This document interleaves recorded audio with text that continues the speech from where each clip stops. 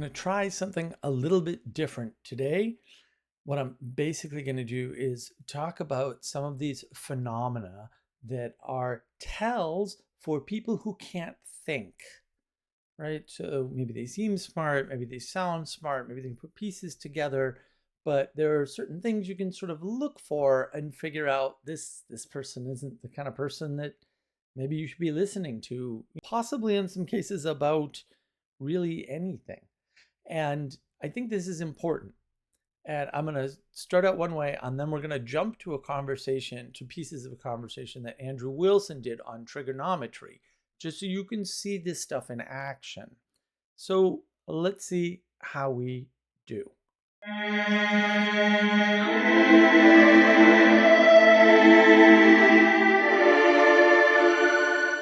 So I had an interaction recently on my Discord server with a young person who is very upset and has, it typically comes on the Discord server to float ideas by us, all of which we shoot down immediately because his ideas are really not very good.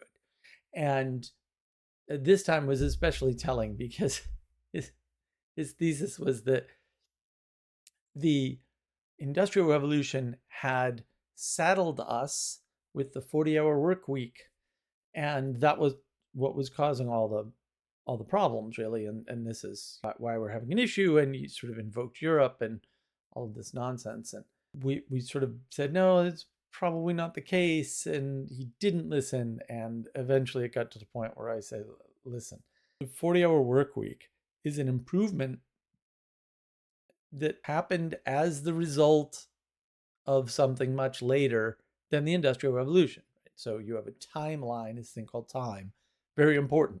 Everybody is ignoring time, by the way. Everybody. I'm going to demonstrate that in this trigonometry conversation too, where they're just kind of ignoring some things come before other things, and that actually matters, right? Because you can rule things in and out using logic, if you know how to use logic, which some people don't. And this is very important to know what came first. And what happened, right? In the Industrial Revolution, basically, with a few exceptions, of course, it's 6 12-hour days. That's what it is. And the reason why people took this deal is not because some magical force caused them to. Obviously, if you have a bad deal, you're not going to go work there, and nothing could make you go work in a factory. Before that, the Lord could make you work or throw you in prison. After the Industrial Revolution, that's actually not true. You workers actually gain freedom and autonomy. That's actually how unions came to be, by the way, as a counterbalance. So this sort of tyrannical autocracy that people think must be happening is just blatantly observably false, right? There are unions. Union workers get way better pay than non-union workers and way better benefits, by far, by the way. And so people who aren't working union jobs, I say to you, if you want a better job with better pay, sure, the first couple of years, whatever, in the union are going to be rough, but after that, you're going to have the best deal in town. Okay? No, you're not going to make Elon Musk money ever, but you're going to have better health care than almost every other person you'll know who's not in a union. That might be important. So because people don't know these things, because they're not aware of the world, they get into this habit where they say, oh, well, it's the Industrial Revolution that's holding us down, and it's the bad Industrial Revolution that did this to us. It's talking as though it's some kind of agent in the world and isn't actually a function of cooperation in the world, which it most certainly is, and could not convince him that, well, no, your theory can't be true because, in fact, the 40-hour work week comes along long after the Industrial Revolution does. And before that, it was worse. And sure, you can point at Europe and they have more time off and all this other craziness. Also, they don't produce anything. So maybe there's a trade-off there, right? You're not going to be a world production power if you work 32-hour weeks or 36-hour weeks. It's well documented. This is the other thing. People don't research things. You can kind of tell. It's well documented that 40 hours a week is a magical number that no one can explain. But they know how it works. They just can't explain it, right? They know you work more than 40 hours, you get way more money for each hour over 40 you work than you would get money less for working under 40 hours. Why this is true, nobody really understands. Even Dr. Jordan B. Peterson talked about this. This is a well-known thing if you just look it up. Because if you don't look anything up, you can just kind of blame the Industrial Revolution. And this is just one of a class of problems where people are seeing things and making, we'll call them invalid connections. Unfortunately, the rise of so-called symbolic thinking, contributes to this in the negative fashion. People think, oh, I can just throw things together in any order I want, and there's no sort of preferred order or invalid set of connections. I just have to make a set of connections that explains what I want explained. But that isn't how it works. A lot of symbolism does not explain what you think it explains, and usually doesn't point the way people thinks it points, and that's usually driven backwards. And so one of the things you're going to see in these segments of the trigonometry video are going to demonstrate that. And people are reasoning backwards from a conclusion and then justifying the conclusion when they can, and when they can't, they don't even bother trying.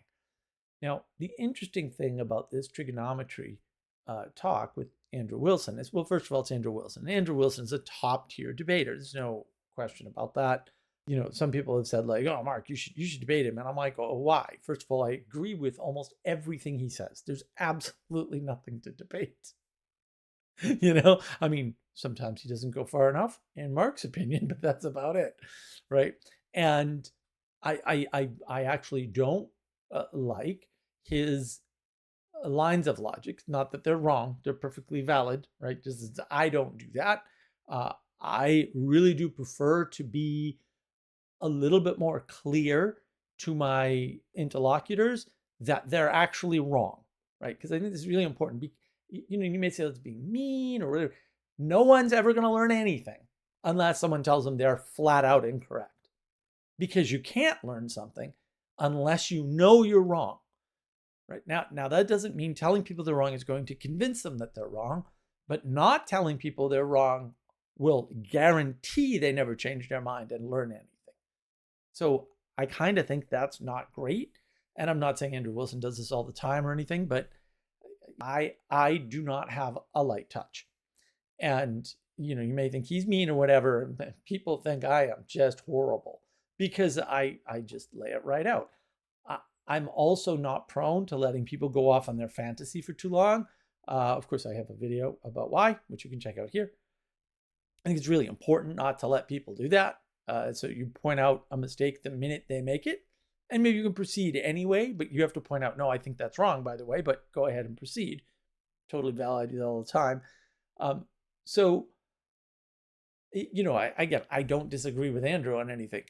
The two people that run this trigonometry podcast, however, these guys are a really good example of not only reasoning from conclusions backwards, but also not noticing when they can't reason. Like they don't have the ability to back up their claims in any way, shape, or form. And they don't recognize that. They also don't recognize similar constructions, so they don't know what a principle is, and they don't know how to apply a principle. Like they actually don't know. I think it's a cognitive deficit. I don't know if it's correctable or not. I think that we presume that everybody can be made to understand, know, and follow principles. And I would say you really need to get out of your house and meet more people. And I think if you meet enough people, you're going to realize that there's a significant portion of the population that definitely, absolutely cannot do that. And I don't think they're evil or anything like that. I think they just actually can't do it. And if my thesis is correct, and the data kind of backs me up here, then we need to account for that. And we're not doing that. We're not having that conversation. We're not having those discussions. And that's obviously, I think, a real problem, like a big problem, right? Problem with a capital P. You have these people, they're never going to be able to reason from principle or reason out even the existence if a principle is being applied or not for themselves. And you may say that's silly, that's impossible. How do you think people get fooled by con artists? How do you think people don't see when they're being scammed? Right? A scam violates a principle, right? And so you can say, well, that's not true. Look at Bernie Madoff. Bernie Madoff was an obvious scam, actually. And a bunch of people knew it and were on that all along, right? Because they just made the simple observation that these trades are too good. No one can trade this well. The information in the market would not allow you to time trades this accurately. Therefore, he must not be doing that. It's not that hard, actually. We want to think this stuff is hard, right? You can You look at the 2008 mortgage crisis. Everybody wants to think that has to do with tranches and all that. I'm not saying that didn't happen, but it certainly didn't cause the problem. Right? What caused the problem is just basic lying about what you owned. That's it. It was basic fraud. It was the same fraud that happened in the savings and loan scandal, a couple of decades before. Right? And so that pattern repeats, right? And then that sort of fraud was done in upstate New York, and I think the late 1700s, I want to say. So these patterns happen all the time, basically. They're not unusual patterns. It's just we refuse to believe, because we're an advanced society, that people would fall for this stuff, or people don't see these things, or there's no way for people to see these things, right? When in fact, all of that is wrong.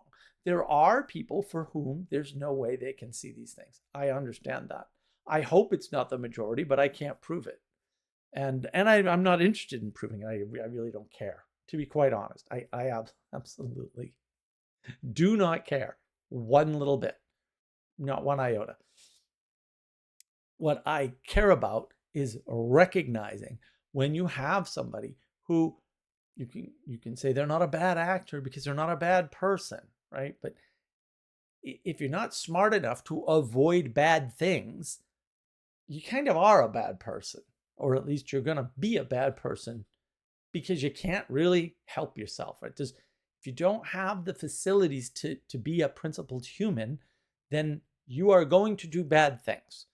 And so maybe you're not, quote, a bad actor, but you will act badly for sure.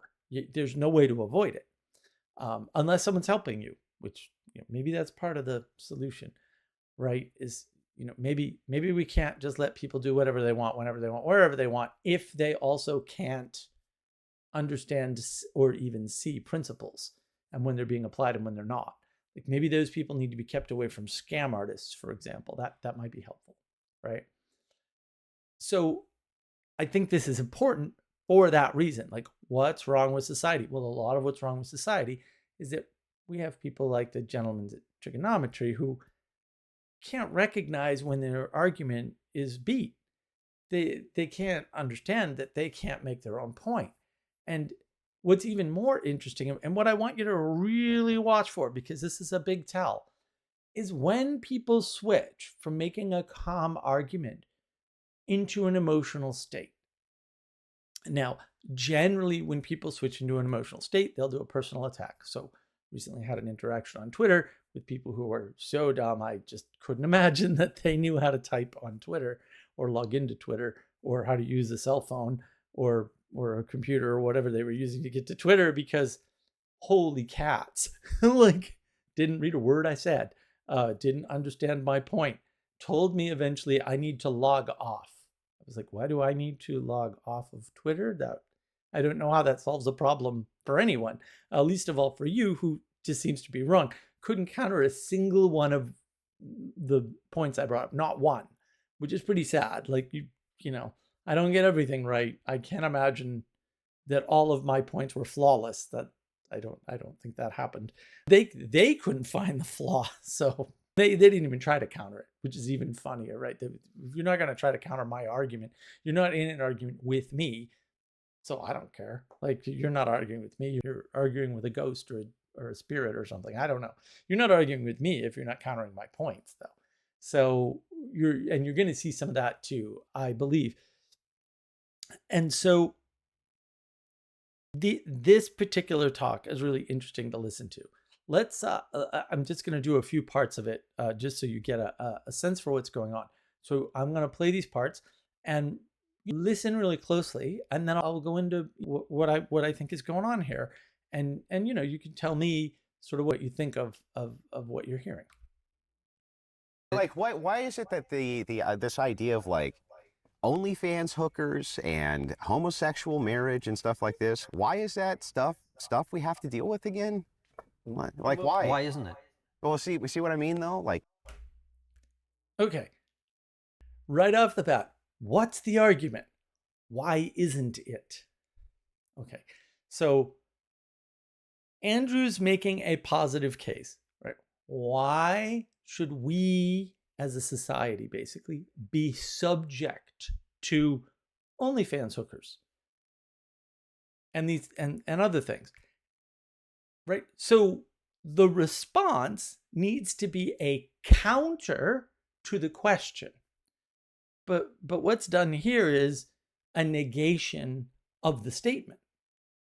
So you're not, if you just negate the statement, you're not dealing with it. Now, if it's an invalid statement, maybe you should negate it. Maybe you should say, well no, right?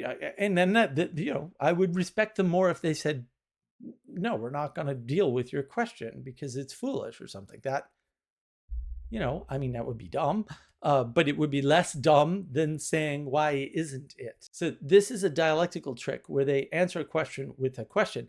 Now, when you answer a question with the same question in the negative, that means a bunch of things. One is you don't have an answer, which, fine and fair. If you're dumb and you don't have an answer, maybe you shouldn't talk about the topic.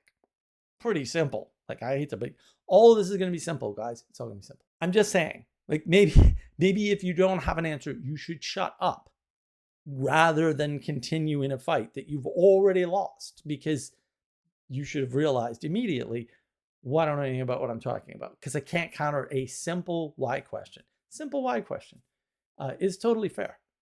And if it wasn't fair, or he didn't want to deal with it, or he thought it wasn't fair, he could have just said that. He could have said, no, I'm not going to answer that question. I don't feel it's valid for you to ask why. And there are counters, right? I mean, I guess if I were to debate Andrew and try to take this ridiculous opposite position, I'd say, because you're impinging upon people's personal freedoms, because that's actually the correct, best correct argument that you can make in that situation, as far as I can tell.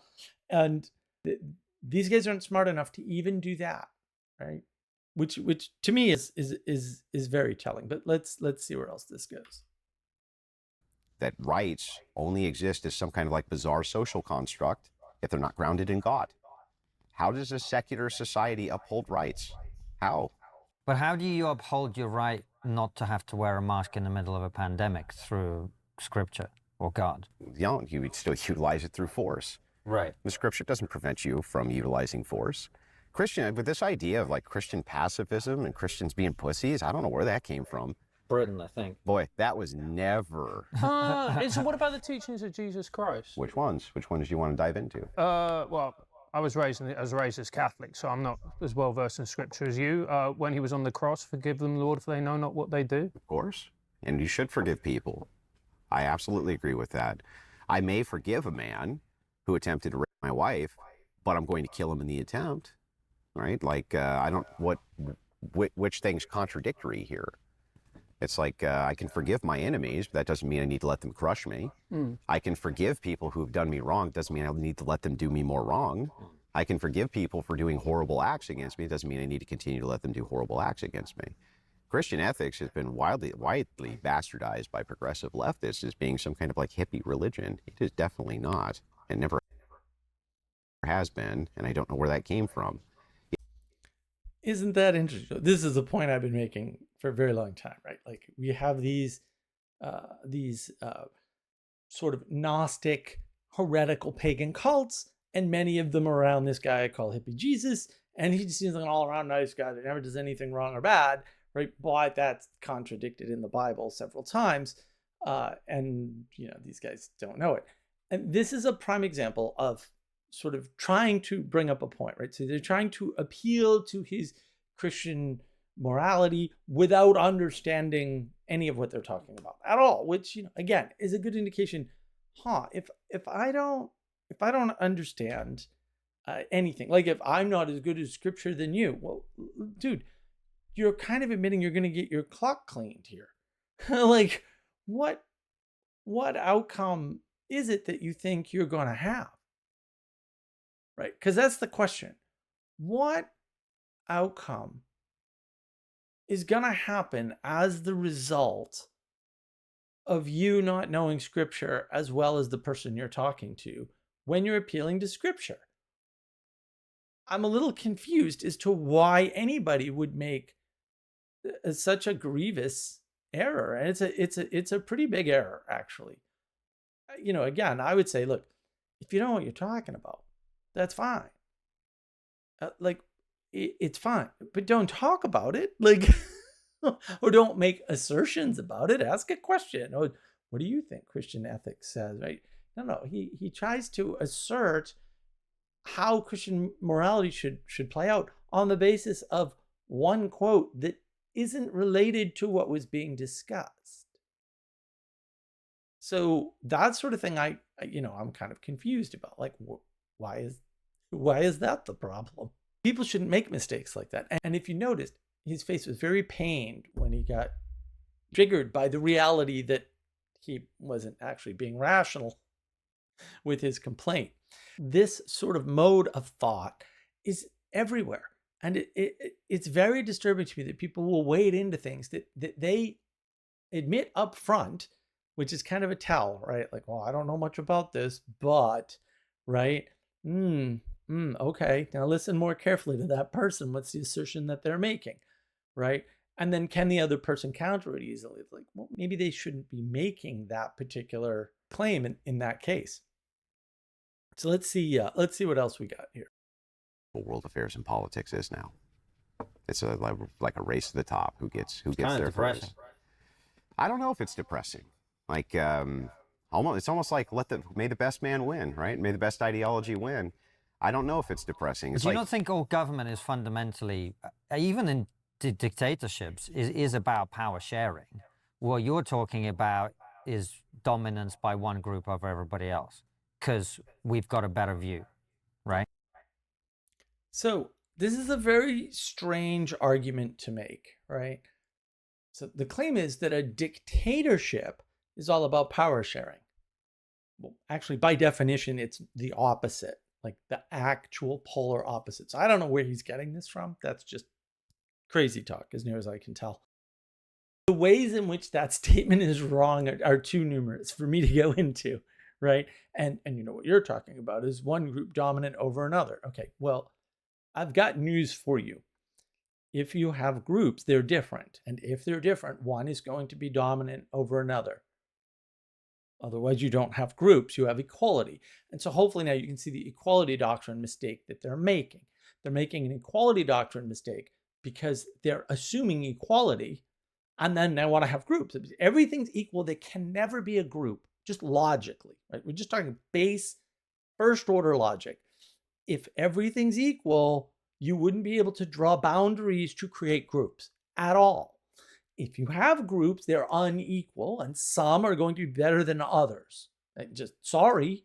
Otherwise, they're not differentiable and then they're not groups again. So you can't have it both ways. You kind of got to pick one. It's a strange set of arguments. These are the people that fall for communism. And it's interesting too, because conversation, Andrew does a good job of sort of, shooing it away or deflecting it or whatever, because obviously they weren't prepared to talk about it. They sort of try to differentiate the left from the left, which is impossible. And well, that's the far left or the extreme left or woke left or whatever. Okay, it's all the left, and all the people talking about the left were on the left actually yesterday in some cases 6 years ago or 4 years ago or 2 years ago, whatever. It doesn't matter. They're still on the left now. They didn't change. I mean, they often say this: we didn't change, the left left us. Okay, but if the left left you, you're still a leftist. Like you didn't change. You're admitting you haven't changed. Okay, but the thing you were involved in moved into a territory that was so bad that you started to notice. Fair enough. It's kind of a good thing. If you ask me, I'm glad that you noticed that the thing you were involved in has gone completely off the rails. I mean, I would classify that as an upgrade, right? I would classify that as a clear upgrade. Whether or not that's an upgrade and to what extent, we could argue. But that doesn't mean that you're any better. But it does indicate, I would argue that it definitely means, but I don't have to make that claim. It does indicate that the place where you were before leads to the place that the extremists went to. And maybe you're not there now, but maybe you would be, or maybe you will be. This is how you're not accounting for time. So time changed. These people got extreme. The left left you, but the left seems unable to prevent itself, or at least significant portions of it, from going extremist or woke or whatever it is. Sounds like the left already had that problem. That's what it sounds like. Like logically, that would be the only conclusion you would pretty much be able to come to. So, you know, these things may seem sort of trivial or whatever, but they're super important. Super, super duper important.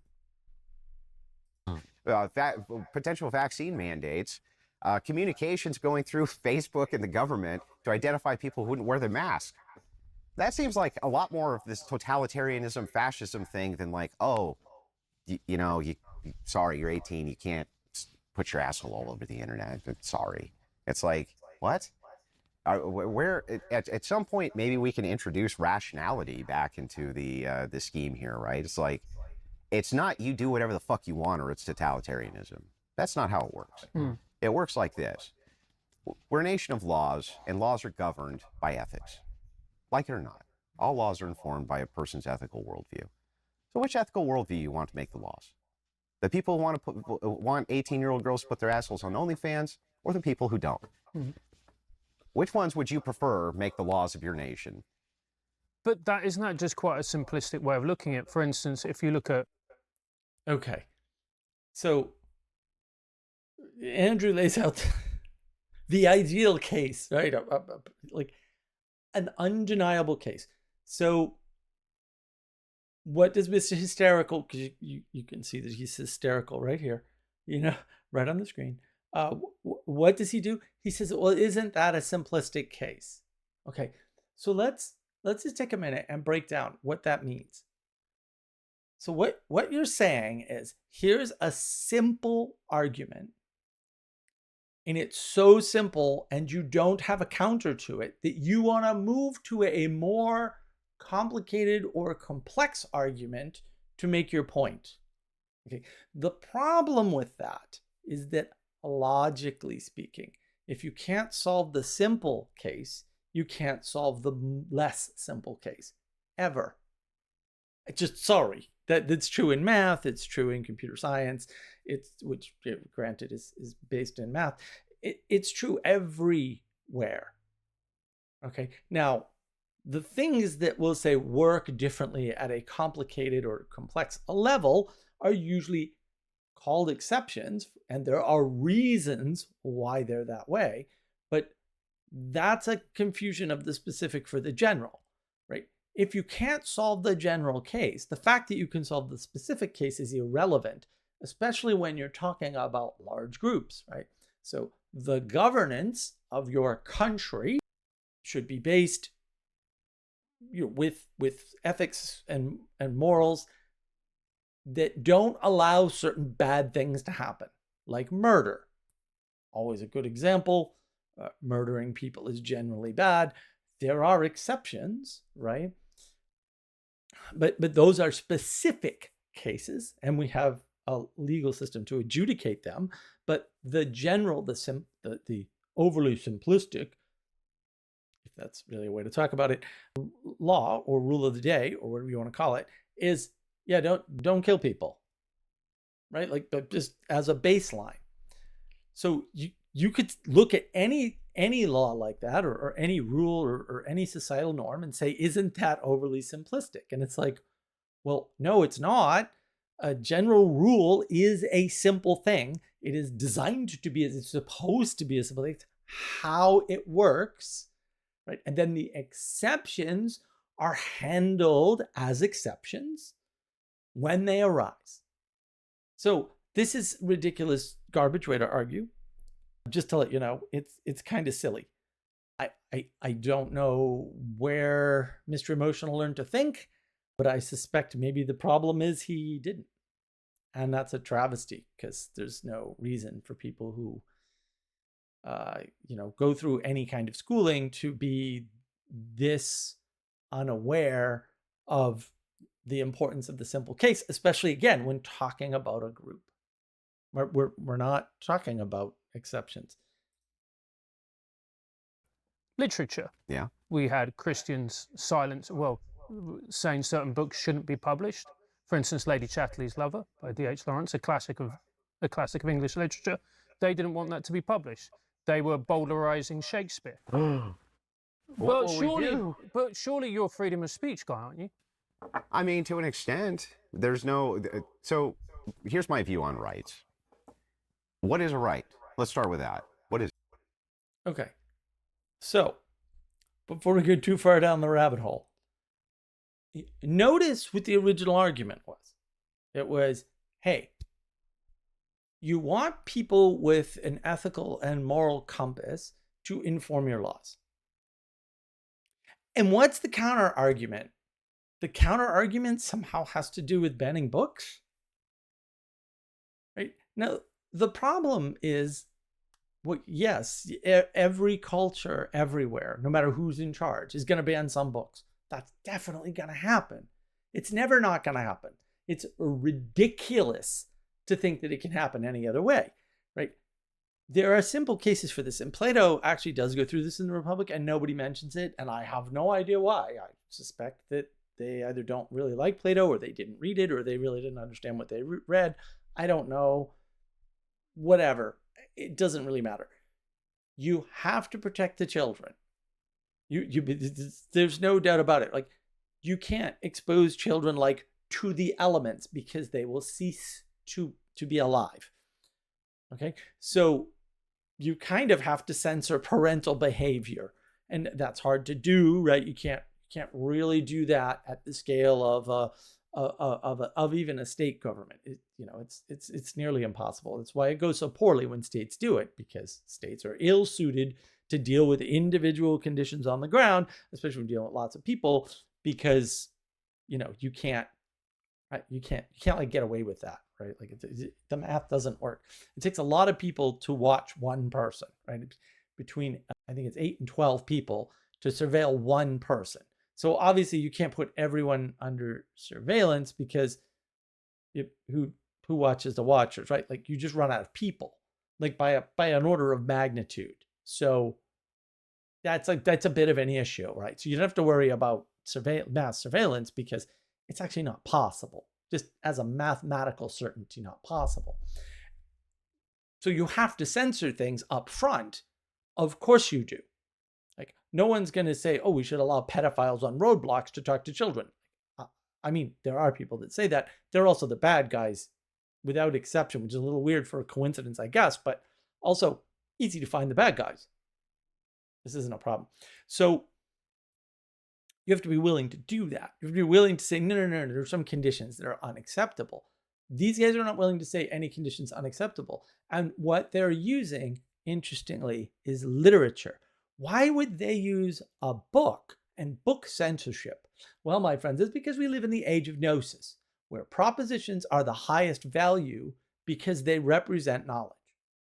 That's basically the only reason that you would do this, that you would appeal to, well, Christians wanted to ban this horrible book. And, I mean, you can call it a classic. I could call it a classic. I've never read it. I'm not going to read it. I deliberately avoid reading anything called a classic, for real. Conscious choice I made. I had to read one Shakespeare, Julius Caesar, but couldn't stand iambic pentameter because it makes me angry. Why do we need this? Most people do not read the classics, and yet they're the people that run your electricity and keep your internet working. I hate to break it to you. So I know people put a lot of emphasis on classical education. That can't be true, right? Because for most of the existence of humans, we didn't have that. And yet we're able to build all this. So it just points to the fact that people that have a classical education don't build things. That's almost universally true. Now, I'm not saying we don't need them. I'm not saying they don't have any value. I'm just saying they're not the ones that built the internet. They're not the ones that keep the lights on. They're not the ones that build houses. Okay? I'm sorry. Yes, you can go back and say, well, some people, blah, blah. Yeah, okay. But that's, again, confusing the general and the specific. Most people have never read the classics. Sorry. I don't think it's a bad thing. I don't see any downside to that, because I'm very grateful that I have electricity and linemen and internet technicians who are working on the internet, even though, to be fair, I probably could do a better job than they could because my buddy used to own an ISP. I know a hell of a lot about internet technology. But I don't want to run it. I'm happy they're there doing it, even if they don't do it as well as I would like. And sometimes they do it better than I could, for sure. Right? There's no question about that. Plus, any ISP knows their equipment better than somebody who hasn't seen their equipment, which would be me. Right? So there's these little trade-offs. You may know the classics, but you don't know how to fix your internet. So what's more important to you now? Right. So it's a poor argument. He switched the topic. These are ways to spot bad thinkers. They're ways to spot people who maybe they're not bad actors, but they're acting badly because they can't avoid it, because he can't just take the simple case and make the simple case. And he's fighting a demon, right? What did he say? Oh, the Christians tried to ban this book. Okay, dude. But that wasn't what was on the table for discussion. What was on the table for discussion was, should a moral set of people be the ones making the laws and determining what people should and shouldn't do at the layer of laws? It's a fairly generic, benign question that doesn't have to be specified. Again, confusing the general for the specific. So I don't know why he missed that or whatever, but let's see where else it goes. You tell us. Well, it's a social construction that we made the fuck up. That's what a right is. Mm-hmm. If it's something else other than that, tell me what it is. Where is it? I can't see it, touch it, taste So it, it's the smell it. social construction that you have a right not to be forced to wear a mask. Yeah. Why? What else would it be? Okay, fine. Yeah. Like So, what? so where's this going? What's your argument? Well, the argument. Okay, so I want you to notice right away something very interesting, which is that he acquiesces that he doesn't have a definition of rights, and he's happy with Andrew's definition of rights. I'm not happy with Andrew's definition of rights, by the way, but that's not what this is about. So I'm not going to get into it. He does this. So where's this going? The point was already stated. Why is this hard for you? It's just backing up the previous claim. And yet you seem unaware that you're in a discussion where a claim was made. They're just not hearing what he's saying. And they don't seem to be able to link these things together, either of them. And fair enough. A lot of people get very upset. Oh, you can't say people can't do that. No, lots of people can't do lots of things. There's numerous things I can't do. We'll say in this space, in this rhetorical space, or in this mental space, or logically, or whatever. Millions, I'm sure. I just don't care, right? There are a bunch of things that I don't care about that maybe I should. There are a bunch of things that I will never be able to care about because I can't fix it, right? I can't change it about myself. There's a bunch of things I can't change about myself. I'm not going to be 6'1" like my father. That's not going to happen. It's just not going to happen, right? I'm not going to have a beautiful mane of hair. It's just not going to happen. Right? There's all kinds of mental things, right? There's certain things I don't see in certain situations, and there's a bunch of things I do see that no one else sees, right? Or very few other people see. So it's not a knock on anybody.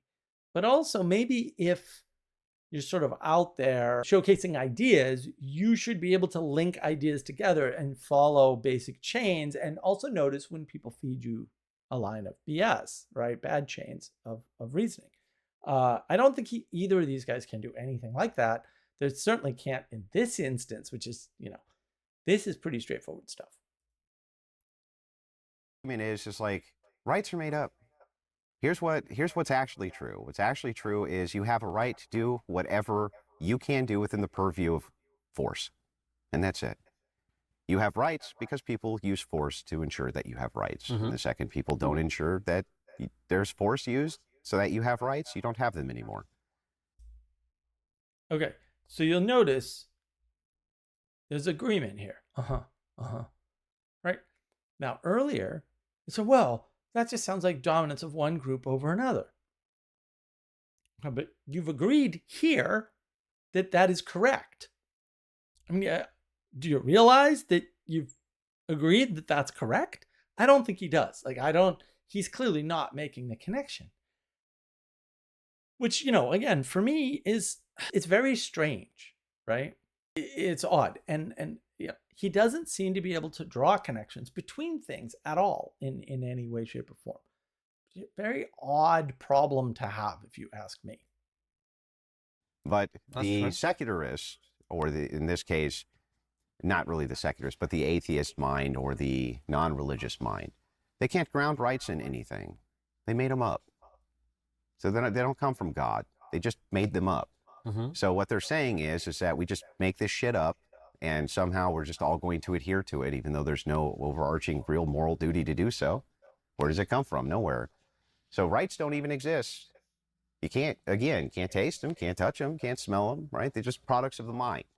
But come back to me about the D.H. Lawrence bowdlerizing Shakespeare point. Yeah. And you clutched your heart as if you were clutching pearls in a kind of mocking way, which is interesting. Yeah. Why do you feel that?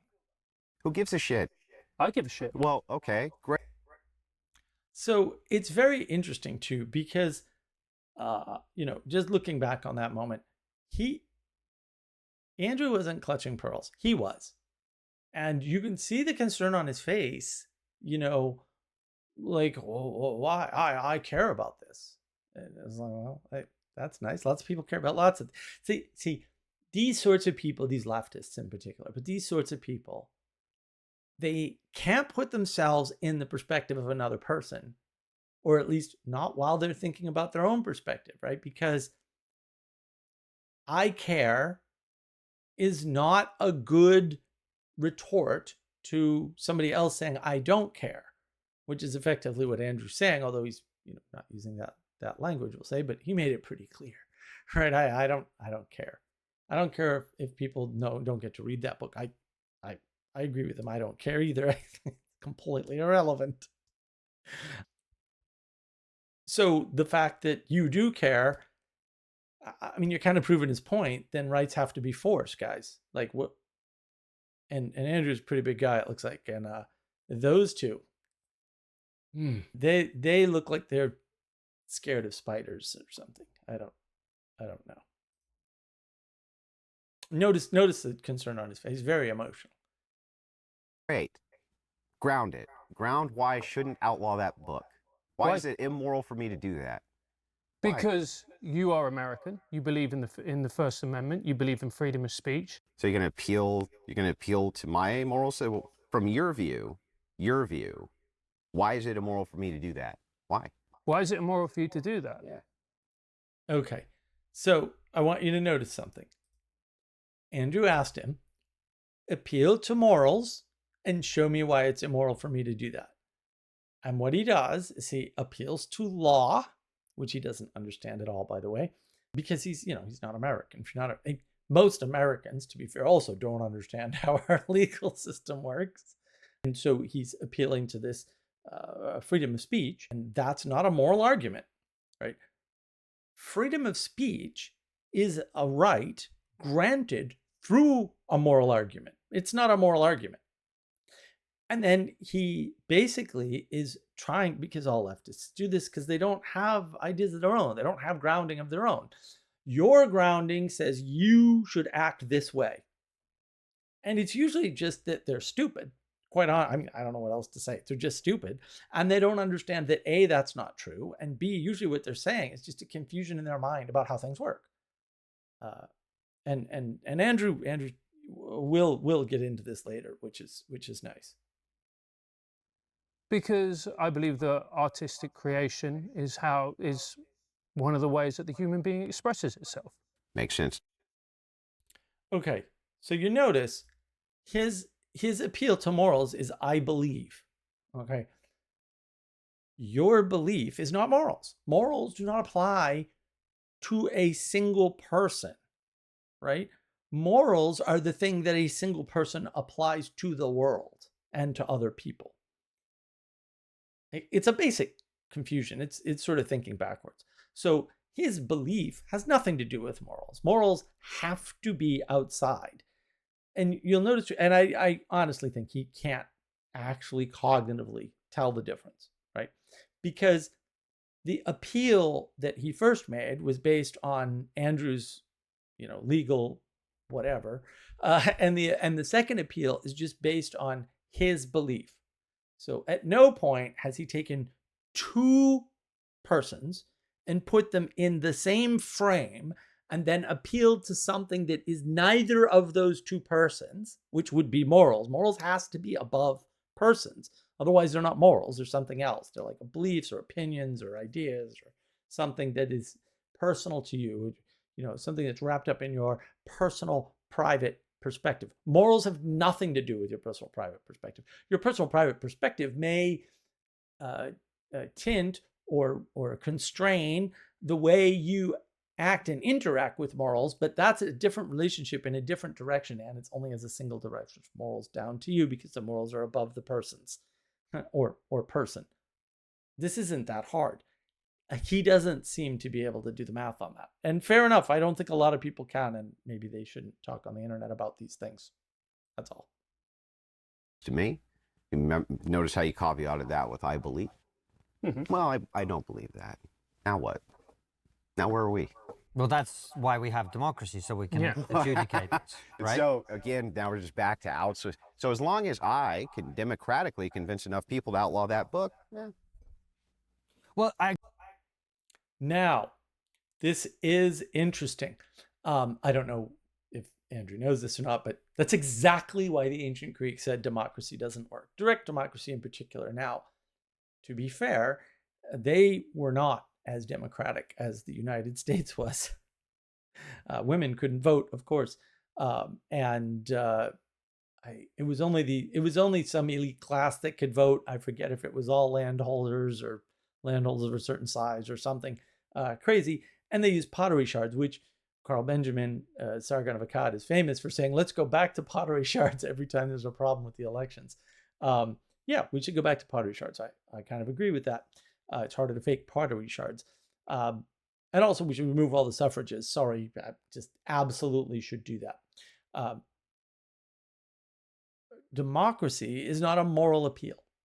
There's no morality in democracy. This is actually why the ancient Greeks got rid of it and wrote about why it's bad. Why people keep harping on democracy, I don't know. Also, the United States is not a democracy. It's a democratic republic. It's a republic. Like, I don't know why people don't know this. Apparently, they're not doing any research whatsoever. They're not even bothering to pull up a document. You just read one document once ever and figure this out. But no, you're not even doing that. People who don't do the research make Mark angry. Yeah, but that's kind of unavoidable, isn't it? Like if you live in a society where 99 out of 100 people believe that something should be X and you believe Y, I mean, logically speaking, you're going to end up in a society that outlaws X. You would end up in a society which outlawed X, but that doesn't mean that's right. No, I agree. Or wrong, I agree. Right? But then ultimately you have... Okay, so let's notice what happened here, because it's really interesting, right? So he says, basically, the only way to do this is through the rule of the majority, right? And then Andrew says, well, yeah, but like, I don't believe in the rule of majority. I believe in the rule of moral order or something, right? Like Andrew's a moral order guy.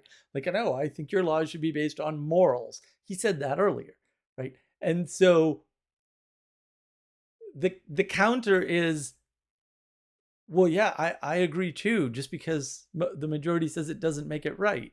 I was like, okay, so you haven't resolved the moral thing. You're still stuck in a legal framework, and you're stuck in a legal democratic framework, which can't be right. Because, look, guys, this isn't that hard.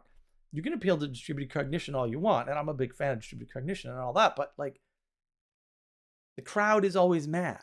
Like, the crowd is always wrong. That's the problem. It's well known, well documented, whole books written about this. These people whine about the classics. I'm like, have you read them? Because I've heard what's in these classics, and it would tell you everything that Andrew's saying is right. Right? Like, Plato's Republic is pretty freaking clear. Yeah. Some of these other books, from what I understand, are also pretty clear about the message. You don't seem to have gotten that message very well. I don't know why you appeal to the classics, but you didn't understand them if you in fact read them. You think America's a democracy, I can tell you right now, you didn't read any of the founding documents. Probably skipped over the whole Constitution thing, and I don't know what else to tell you. This is kind of unavoidable. Anybody can look it up for themselves, and clearly these guys have never bothered to do so, or they've forgotten or something. I don't know. I don't know what's wrong with these people. I really don't. But you have to notice that he's already trapped in being unable to make a moral claim, even though he knows that his claim leads to ruin.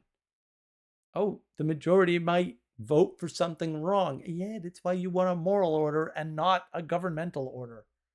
Have a choice of whether you choose to live in that society or not, right? To an extent.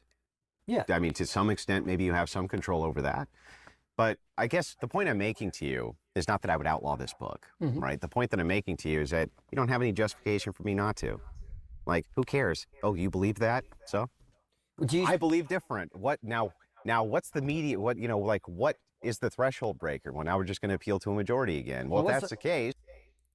So I just want to quickly point out here, what Andrew's demonstrating is this flat world mentality, right? Saying, well, this is my preference, right? And it's based on my values. So I believe this, and that's why it's right.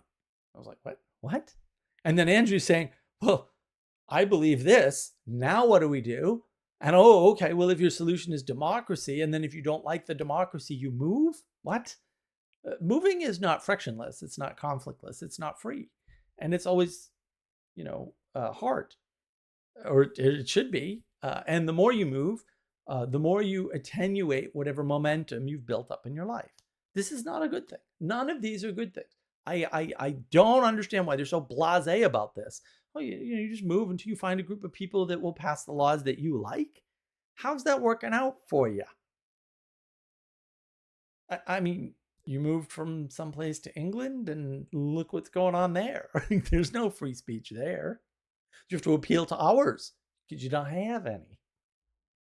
This system doesn't work for him. It hasn't worked for anyone. This is ridiculous. But this is that flat world. Oh, it's just your belief versus my belief. Well, then it's going to devolve back to force for sure. And the thing is, the leftists are all weak. So if it's force, they're screwed. That's why they tend to make high intellectual arguments using big words. Because if the argument is, if you don't do this, I'll punch you in the face, they're going to lose that argument. They're going to get punched in the face. And they can't punch people in the face. It's that simple. And it's actually really important because at the end of the day, you kind of need to use force to protect the good. Chivalry was something done by knights. Isn't that weird? The militant arm of the church or the militant arm of the nobles. The arm with force had an extra set of duties to be chivalrous. Isn't that interesting historically? Of course, these people wouldn't be caught dead reading a history book. Then if I appeal to the majority to outlaw the book, bye-bye book. Andrew, I'm not trying to argue with you for the sake of argument. It's a great, really enjoyable conversation, actually. I appreciate the way that you stay calm and on the point, but I'm not clear what point you're trying to make here, particularly. Okay. I want you to notice a few things. He's defending himself against a claim that wasn't made, that somehow he was being argumentative or, right? That's made up in his head. That's why he's got this weird emotional look on his face. He's very concerned, right? And Andrew just sat back like, quite honestly, I mean, I haven't seen a lot of Andrew, but I've seen Andrew a few times. He's saying the same thing he always says. So a little bit of homework. Had you done a little bit of homework on Andrew, you would have known that this is going to happen. You would have known this was going to be the outcome of this line of questioning of him. Of course, this is what he was going to say. Like, it's obvious. He's made this argument zillions of times by this point, I'm sure. I've seen him make it a few times myself, and I don't even follow his content that much. I like him, and the problem is, it's good entertainment. And when I want to be entertained, sometimes I will watch Andrew. His TikTok invasions are hysterical. They're a lot of fun. But you didn't even do 10 minutes of research to figure out this is going to be his argument? Come on, guys. Like, you got to do some research. You can't just have people on. Like, watch the content. With this Shakespeare thing, like, Rights or force? That's my point. no, I agree with you on that. Yeah. Ultimately, in practice, that is what happens. But what are you trying to It's say? not ultimately in practice what happens. It's even philosophically the case Fine. from the non-Christian view. When you say things like, "Don't you appeal to the First Amendment or this right?" Right? That's what I'm getting at. Okay. Don't you appeal to this right? This right, we need to have the adult conversation, doesn't even exist. It's just a social construction that we made up and it was pinned on a piece of paper, and we pretend that it's something we actually adhere to, but it's really not. Well, Violate it constantly.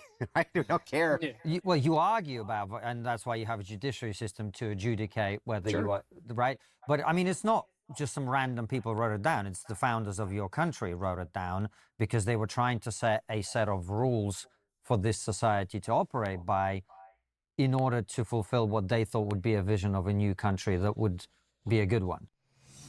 One thing that Okay. So the interesting thing about that is that we'll say all of what he described happened, right? Like there's a way in which the founders wrote these things down because it was representative of the country, right? So unfortunately, he's back to Andrew's argument. Who were the founders of the country? They were all believers. They were all, quote, Christians or whatever. I know that there are some people, we'll just call them bad guys because they're bad guys, who say they were deists. The meaningless term. I've tried to figure out what this is. Meaningless made up drivel term. They're pretty explicit in the founding documents that this doesn't work without God, that they're basing all of the morals, so the founders that he's referring to are basing all of the laws on Christian morality.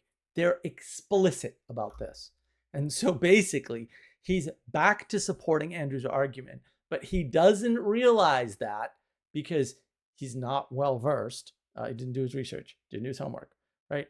And he probably can't make the connection between what Andrew said earlier, which is, well, yes, I'm using Christian morals to set the laws, right?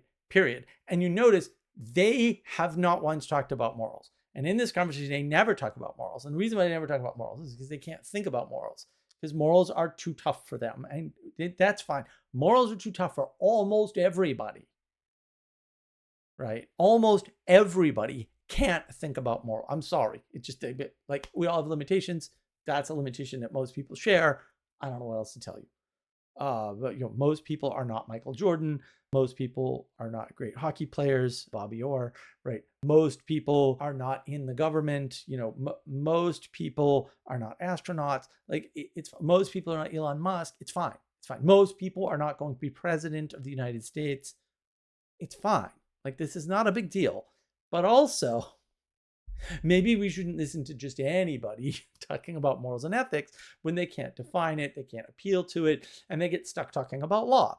If you're talking about law instead of morals, then what you're effectively doing is putting law above morals, when Andrew was pretty clear about this. Law comes from morals. Had he read any of the founding documents, he would know that the laws he's appealing to try to make his point came from Christian morality. Period. Full stop. End statement. Sorry. Don't know what else to tell you. There's no other answer to that. That's what happened. It already happened. It's too late. It didn't unhappen. It's based on a massive compromise because beforehand they had the Articles of Confederation. And the Articles of Confederation made each little kind of state, which wasn't a state even really then, their own nations. And it didn't work out very well because they couldn't regulate trade or raise armies or things like this. So what they did via the compromise was they had a 10th Amendment. Now, the 10th Amendment says that all the rights that are not given to the federal government are given to the states prospectively. And at our founding, almost every single state had a state religion. Almost all of them. Well, of course, and they were religious people. And they continue to have them.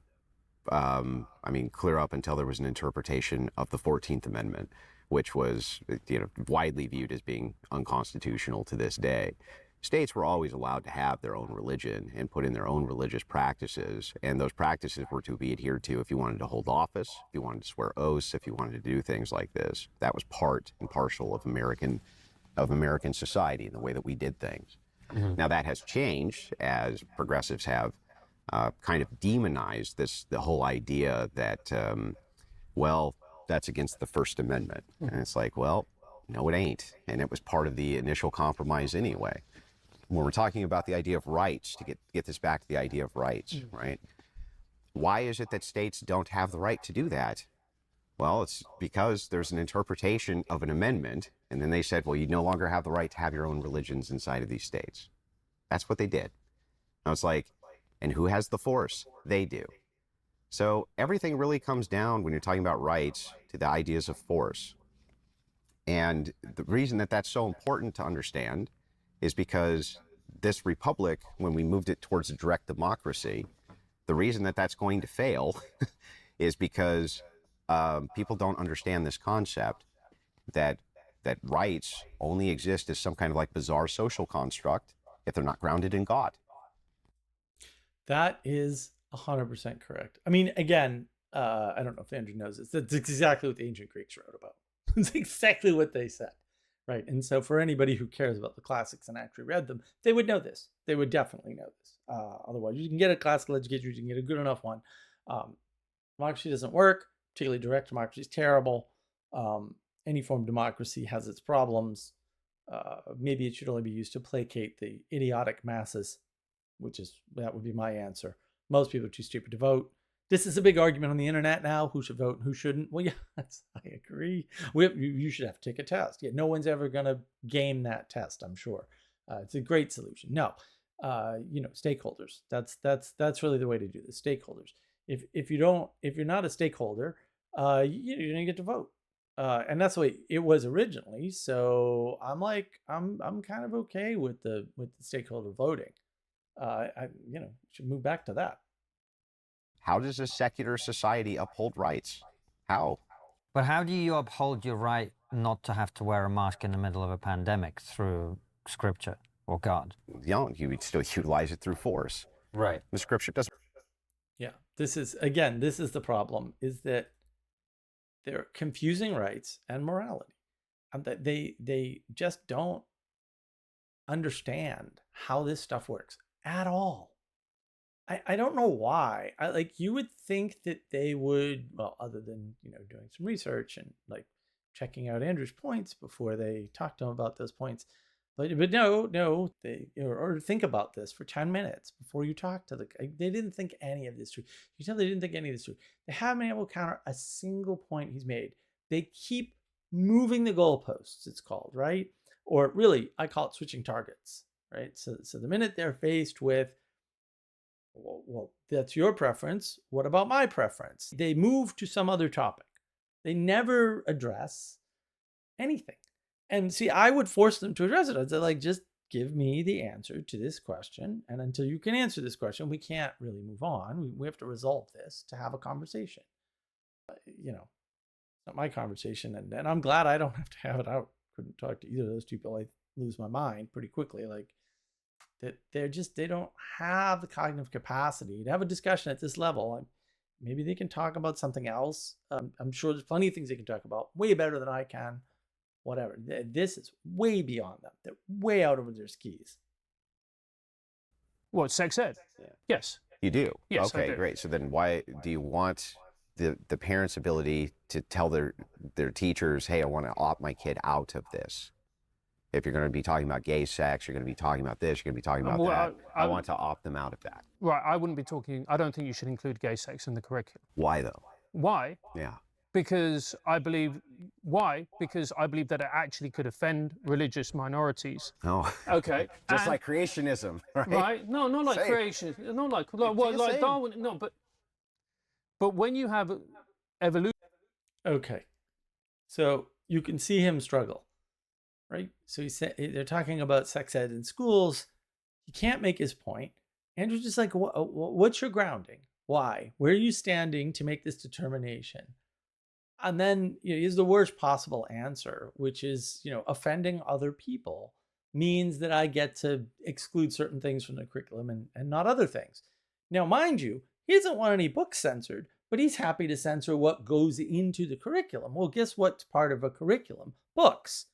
So really, he's not anti-censorship. He's just, I want my censorship on the things I want it on for the reasons I want it.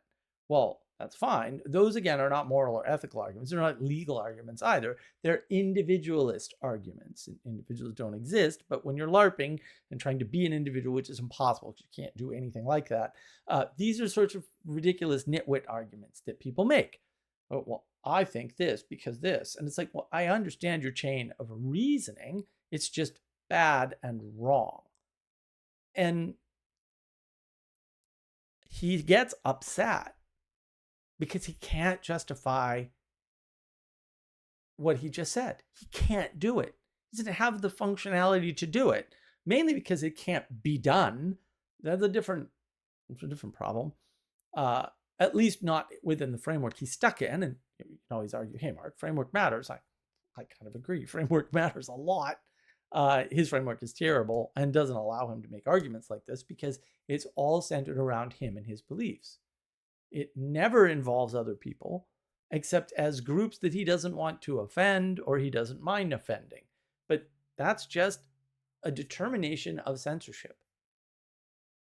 So it's good to note, it's not like he doesn't believe in censorship. That's a load of garbage. Maybe he tells himself that, but that's not what's going on here.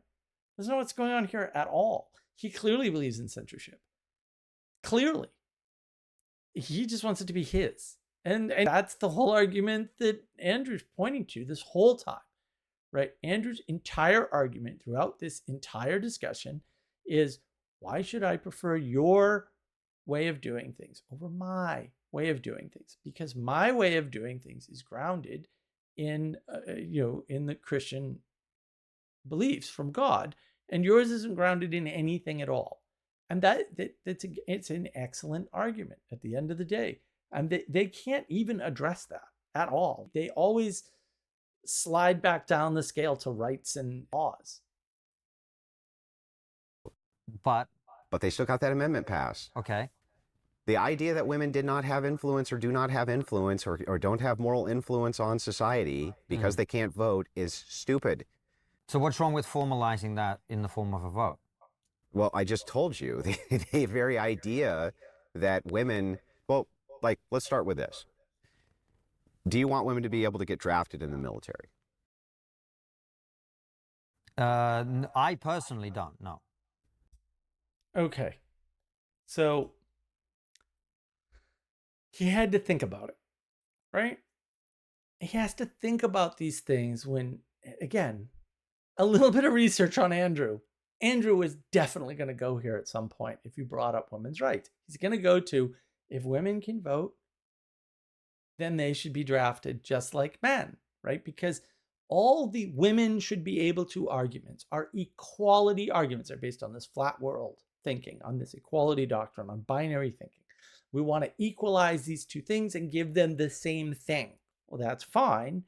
The problem is that if you give them the vote, in order to make them equal to men, you have to give them the draft. And he doesn't want to do that, right? And his previous argument was about, well, women had no power until they could vote. Why would somebody think that women had no power until they could vote? Because they privilege politics as power.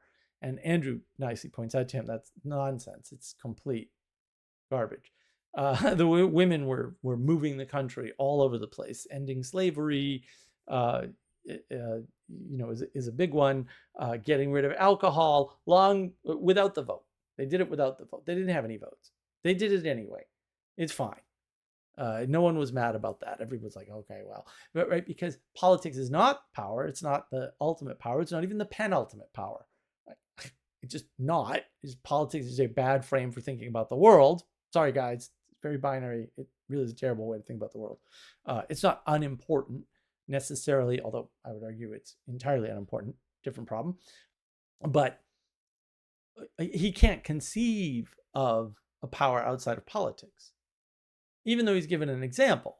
And then like Andrew kind of gives up and then says, all right, well, what about making equality equal, right? Like give them the vote, you give them the draft. And he had to sit and think about his own position on this subject. Well, why isn't this a 2-second easy question, right? It's a 2-second easy question. No, women should not be drafted into the military, which is a good reason why they should not have to vote. There's a better reason why they should not have to vote, because people's cognition is limited, okay? You want to spend your cognition on the things you're the best at, okay? If there's something more important to spend your cognition on, whether you're the best at it or not, then maybe you should spend all of your cognition on that and none of your cognition on other things, right? You could misunderstand this as mere specialization, but specialization is not a ridiculous way to think about it. So we can use that shortcut if you want. Women are specialized biologically in all ways. Like the entirety of their biology is actually oriented towards children, just like how it is. It's always been that way, apparently, as near as anybody can tell. So it is what it is. If they have to pay attention to a bunch of things that aren't children, and especially a bunch of things that, well, really nobody understands, and that should be clear now, right? Like, are we clear that everybody's always wrong about Trump? Everybody, his supporters, his detractors, like nobody knows what he's doing. Politics is so complicated in people's heads that somebody just being honest, upfront, and truthful with you makes you think they're playing 4D chess. Okay. Obviously, this politics frame is a garbage frame because nothing Trump has done has surprised me in the least. If it surprised you, I'm sorry to hear that. Maybe you should try listening to exactly what he says and believing that he's an honest man who, by and large, with some exceptions, because there's always exceptions, is not going to flat out lie to you about anything. He's just going to be very upfront about what's going on and what he plans to do. And sometimes he changes his mind, and sometimes he will say, cover things up or hide them for your benefit, by the way. Maybe sometimes he gets one or more of those wrong. Whatever. I haven't met any perfect people yet, so I'm not too worked up about that. I'm sure that's going to happen. It's always happened before, so I don't that would change now. I don't think we live in a perfect world, and I don't think anybody's a perfect person. So these are not good critiques. But for the most part, Trump's just really upfront with everybody, and people just try to interpret him. Well, I got news for you. If you try to interpret the honest man, you're going to think he's a liar. Necessarily. Honest men don't need interpretation. You just take them at their word, right? If you fail to take them at their word, that's on you, not them. Like they lose no points. You lose all the points. I'm telling you right now. So politics is a bad way to think about the world. It's very complicated. We've made it super complex. And you can maybe make an argument that most politicians are these complex thinkers. I would say George W. Bush was not, probably not even his father, right? I would say Obama was pretty upfront about all the evil things he was doing and why he was being evil and that he was being evil. This is all pretty clear. Elizabeth Warren to this day will just flat out lie to you, right? I mean, obviously too, like, and get caught and not ever address it because that's what she does. Fair enough. Like, I don't think these are complicated things. If you're seeing complication in them, that's something you put there because you think that this frame is difficult. But maybe women in general shouldn't be paying attention to that because that takes away from paying attention to children and local community, which is far more important. And Lantern Jack, wonderful YouTube channel. I'll link his channel here. He runs the Ancient Greece Declassified podcast. He has talked about this before. Women influence the man's vote pretty heavily, actually, even when they couldn't vote. And so the argument from the ancient Greeks, even for way back, for why women shouldn't vote is because it's 2 votes. And then that means you need to get your woman to vote in order to keep up with the people whose women do vote. It's a mess, right? It's just a complication that you don't need. Again, that's Andrew's point. Like, well, without the vote, they have plenty of sway. Why do they need the vote? And then if you give them the vote, again, you have to make them draftable, but you don't want to do that. So you want to kind of pick and choose your equality, which would make it unequal, by the way, and it still puts you in the position of God. I don't think they understand these things. I think that's too much for them. I don't think they have any ability to self-reflect either. Like I think that's never going to happen for them. Why? Why? Because Okay, that's a tell. Why? Ha ha ha ha. Right? You can see like he went from concern to laughter. He has no idea what he's talking about. He has no justification for what he's saying, and he's caught totally off guard. And he has to release the tension from earlier. And so we get the nervous laughter. This is a good tell. It's a good sign that basically he doesn't know what he's talking about. He just doesn't know what he's talking about. And that's too bad. Like I'm not happy about any of this. Especially not happy that they're doing this to people. Like, they're putting this stuff online and showing this stuff to people, and like they're not the guys, right? Like these are not the guys, right? They're not good at this. They should do things they're good at. They're not good at these line of reasoning. They're not good at logic. They're not good at justifying their own concepts. They can't discuss morality or ethics. I mean, it's just beyond them. Seems like they have a lot of privilege in society. Is that fair, Andrew? I think a lot of women care about men's rights, actually. Look, there's the vocal minority which say that they don't and they hate men. And look, we know those type of women. But let's be honest, a lot of women care about men's rights. They do. Give me like 3 of the most prominent ones you can think of. Who care about men's rights? Well, I'm trying to... Okay. Notice, Andrew asks easy questions, right? I talk about easy questions sometimes. This is an easy question. You've made a claim, back up your claim. Name 3. He's very concerned, right? Because he realizes, at least unconsciously, that he lied. He made something up. It's not true. It's not true. I think now, but... Well, I mean, we've had feminists on the show who are feminists, like Louise Perry, for example. They're a different type of feminists to the idiots that you'd be spending your time arguing with, but the people who have a very sensible view of these things. Yeah, lots of people like that. By the way, coming back. Okay, so you notice the dodge there, right? No discussion of men's rights, which was already a dodge from the original question. And then he wants to switch again. Because he just wants to take it as a foregone conclusion that what his friend said is accurate when it's a lie. It's a flat out lie. I'm sorry, it's a flat out lie. Well understood, right? So the bottom line is, if you're making a claim that you can't back up with your own evidence, then you're wrong, even if you end up being correct by accident, right? I'm just going to tell you, it's really important. Like, because you didn't arrive at that conclusion through rationality. It's a fantasy in your head that caused you to arrive at that conclusion. And it's a good okay, so they deal in fantasy. They don't deal in reality. They don't care about facts or evidence, and they never have any for their claims.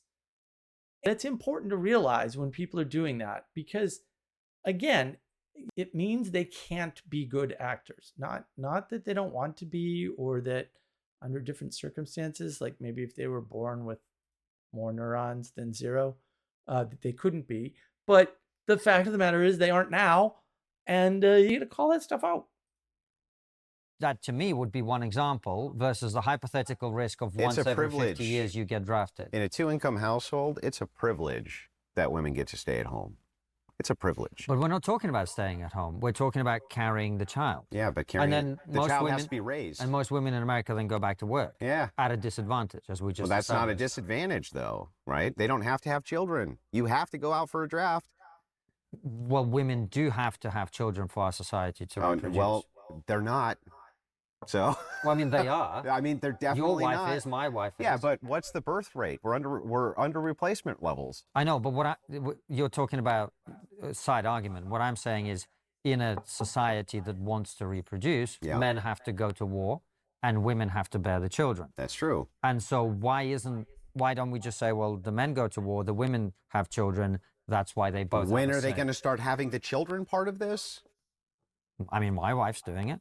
Yeah, but Your I wife's mean, doing it, so shouldn't they have the right to vote? You're not fucking fighting war, are you? men. Well, Nor am I. is there the potential for that through the draft? Well, like just the potential for them to have children. You say they're not. Well, I could say you're not being drafted. Same thing. No, you can't. It's not. There is no equivalency, and I can point out the distinction. Yeah, the compulsion thing. The compulsion, yes. But for a society to work, men have to go to war and women have to have kids. I agree, but you need to get to the they're having kids part before you can tell me that there's some equivalency to men being drafted. Because Okay. So the confusion here is that compulsion is right, he's appealing to society. In order to have a society, okay, but in order to have a society is not a compulsion, right? A law on the books that says you must register for the draft is a compulsion. So he's comparing a societal norm that in the long term would mean, at least in theory, although he's wrong about this, by the way, that women would have to have children, right? With a legal thing. Like those aren't equivalent. It's not an equivalent argument. Now, I understand he's not smart enough to figure that out. I get that. It's abundantly clear. This conversation is a train wreck of that sort of mistake. I mean, look, it's sad to watch. Like every time I see people that have this sort of inability to think things through, it's not pretty. It's not pretty. And I don't like it because it scares me that no one's talking about this stuff. Like some people, like these two, are never going to understand simple concepts that are important for these discussions. And that's okay. We can do something with them. They can't do this. That's all. They just can't do this. Let Andrew do it. He's very good at it, actually. For his viewpoint, I don't know of any way that any leftist could ever win an argument on these grounds. And that's kind of his point from the beginning, is no leftist can win these arguments because they don't have a moral foundation. The reason they have a moral foundation is because they're very simple thinkers. However smart or not smart you think they are, it's irrelevant. They're simple thinkers. They think in one layer, the individual layer, right? So they can only appeal to an individual or a group of individuals. They will never appeal outside of that, right? Ever. They can't. They don't conceive of the world that way. I think it's a cognitive deficit or a cognitive limitation. I think it orthogonal to IQ. You can have a high IQ and still have that limitation. I pointed this out in other people before. High IQ people who really they can't do the math. They can't think that there's a layer above and a layer below and it matters, right? And maybe there's several layers, right? They can't think about that. They can't deal with anybody talking on a layer that's not the layer of the individual, right? Or person would be the correct term. There's no such thing as an individual.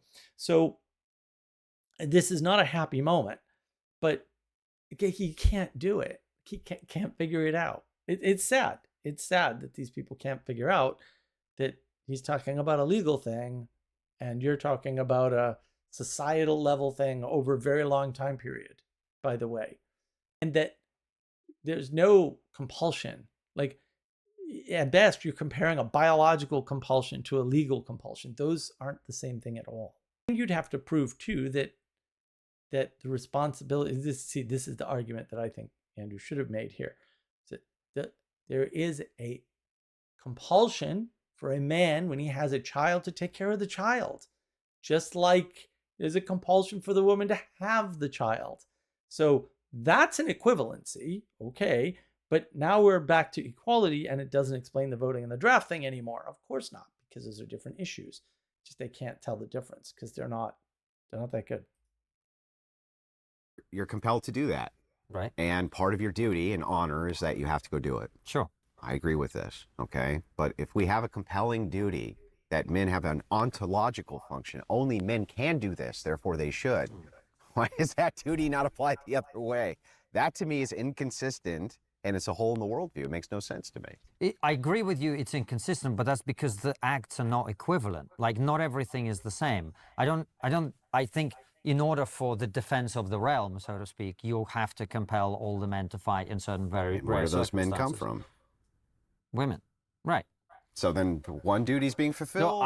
I'm all with you in terms of we need a higher birth rate. I just don't think duty is the way to get there. Anyway, So this is an excellent example of not understanding consistency and equivalency.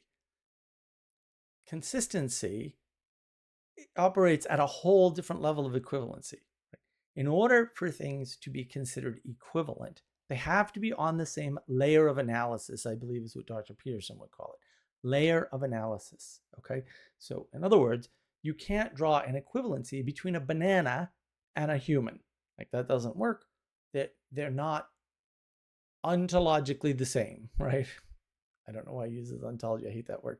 And like, fair enough, like that's fine. But duty is important, and they can't afford to deal at that layer of thought.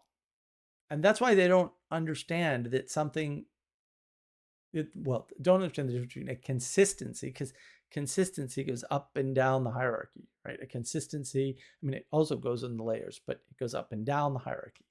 And so, sure, between two things that aren't equivalent, although men and women are equivalent in a lot of ways, they're just not the same. You can consistently apply, as Andrew did, a rule or a law or whatever, right? That doesn't mean it will be equivalent. Things can be consistent and not equivalent, right? I don't think they have that concept in their head. I don't think they can do the math. And they get very emotional throughout the conversation. Why? I don't, other than it's very clear to their subconscious minds that they're on thin ice and they can't support their own views using logic, reason, and rationality. I don't know. But I would say, I hate to do this, but like, that's a leftist trait. Like all leftists are like that.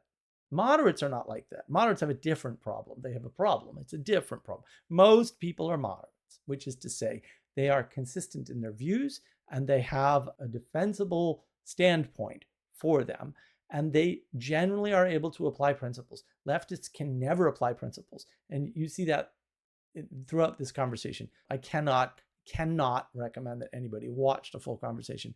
It is absolute torture. Unless you want a masterclass in spotting a cool, calm debater who's on the correct side, although he's never able to make any traction, which is interesting. So if you want to see somebody making perfect arguments and those perfect arguments not working, well, it's painful to watch, but you can watch these two not move at all in face of a superior argument because people aren't moved by arguments. If you want my evidence for people not being moved by argumentation, here it is. It's this video. This video is a prime example. It's not the only prime example. There was the James Lindsay thing that I previously did. I'll link that here. It's a great set of videos, right? That shows similar sorts of things. Like these people aren't listening. People are not smart enough to figure this out, right? Smartest guy in the room is not allegedly the smartest guy in the room, but sure is, right? And so once you sort of understand that, hopefully you can see these patterns of emotionality, switching the target, or moving the goalpost, whatever you want to call it. I call it switching the target. It's really switching the targets, a closer analogy, right? Deflection, moving past a point, all of that is in this conversation. And you can see I've showed a bunch of examples of all of those things at various points. So you can see that in action. Again, I think it's painful and unnecessary to watch such a painful thing. But people learn best through pain. So maybe it's for you. Look, I appreciate it, guys. I hope you're getting something out of this. Comment below. Let me know what you got out of this. I would love to know important things that you saw in the video so that if I do more of these in the future, I'll know what to focus on to help you. Maybe there's a bunch of points I tried to make that I made poorly and nobody saw them. That would be good to know. Right? Like, oh, there's the things you saw. Well, here's all the things you missed that I thought were important. These are important. But I really appreciate you watching and giving this your time, energy, and attention.